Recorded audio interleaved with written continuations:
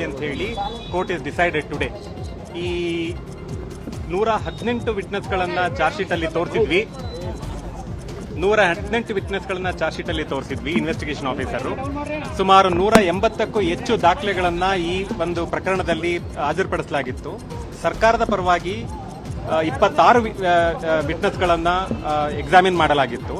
ಈ ಎಲ್ಲಾ ವಿಟ್ನೆಸ್ಗಳನ್ನ ಪರಿಗಣಿಸಿ ಅವ್ರು ಕೊಟ್ಟಿರ್ತಕ್ಕಂಥ ಸಾಕ್ಷಿಯನ್ನ ಪರಿಗಣಿಸಿ ಪ್ರಮುಖವಾಗಿ ಈ ಕೇಸ್ನಲ್ಲಿರ್ತಕ್ಕಂಥ ಸಂತ್ರಸ್ತೆ ಏನಿದೆ ಆ ಸಂತ್ರಸ್ತೆಯ ಹೇಳಿಕೆ ಮತ್ತೆ ಸಂತ್ರಸ್ತೆ ನೀಡಿರ್ತಕ್ಕಂಥ ಎವಿಡೆನ್ಸ್ ನ ಆಧಾರದ ಮೇಲೆ ಮತ್ತೆ ಇದರಲ್ಲಿ ಸಿಕ್ಕಿರ್ತಕ್ಕಂಥ ಡಿಜಿಟಲ್ ಎವಿಡೆನ್ಸ್ ಏನಿದೆ ಅದರ ಆಧಾರದ ಮೇಲೆ ಇವತ್ತು ಕೋರ್ಟು ಯಾವೆಲ್ಲ ಚಾರ್ಜಸ್ ಗಳನ್ನ ಫ್ರೇಮ್ ಮಾಡಿತ್ತು ಎಲ್ಲಾ ಚಾರ್ಜಸ್ ಗಳಲ್ಲೂ ಸಹ ಅಕ್ಯೂಸ್ ಅನ್ನ ಕನ್ವಿಕ್ಟ್ ಮಾಡಿದೆ. ಟ್ರಯಲ್ ಸಂಬಂಧದಲ್ಲಿ ಸಾಕ್ಷಿಗಳನ್ನ ಬೆದರಿಕೆ ಹಾಕೋದಕ್ಕಿಂತ ಮುಖ್ಯವಾಗಿ